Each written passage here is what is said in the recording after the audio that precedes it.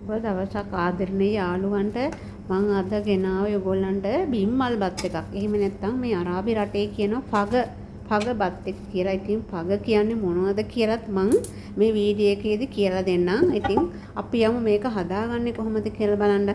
මෙන්න මේ විදිහට ජිජර් එකක් අරගෙන එහෙම නැත්නම් රාස්පානක් අරගෙන කුරුදු පොතු එනසල් කරාම නැති ඉඟුරු සුදු ලුණු මේ ටික හොඳට කෙරේ පින්තරා දුන්නාට පස්සේ අපි එකතු කරගන්න පොඩිවට කපාගත්ත බීලුණු ටික බීලුණු ගෙඩි 5ක් වගේ මෙතන මම එකතු කරගත්තා.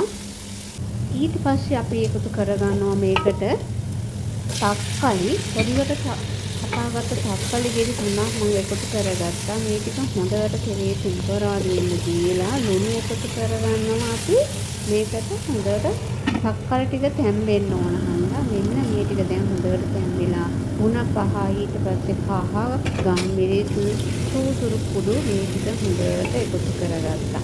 ඉතින් මේ ටික එකතු කරගෙන මෙන්න තමයි මේ තියෙන්නේ පග.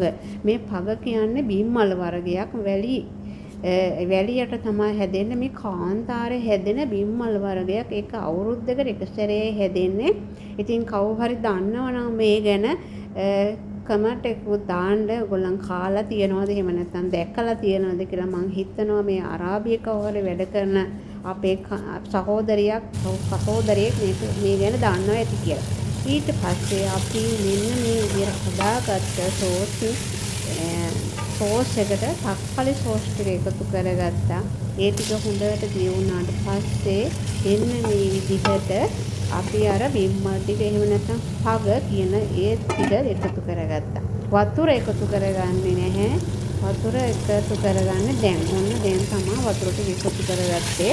ටික හොඳට කලවම් කරලා පොඩ්ඩක් වෙලා තියන්න ඇරලා ඊට පස්සේ අපි මේකට උණු වතුර තමයි බත් එක උයා ගන්න එකතු කරගන්න. බත් එක උයා ගන්න වතුර එකතු කරනකොට බත් එකේ ගානට වතුර ටිකක් වැඩියෙන් තියාගන්න. මොකද තැම්බෙනකොට වතුර අඩු වෙනවා.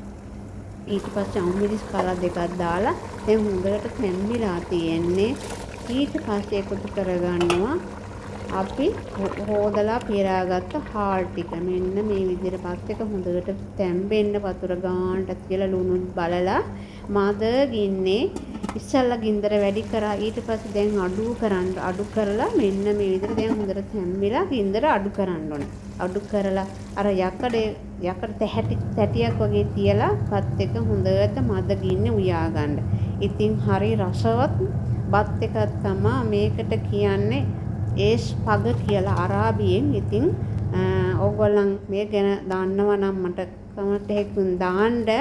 එහෙනම් ලයික් කරන්න, ෂෙයා කරන්න, ෆලෝ කරගෙන යන්න. එහෙනම් සියලු දෙනාටම තෙරුවන් සරණයි.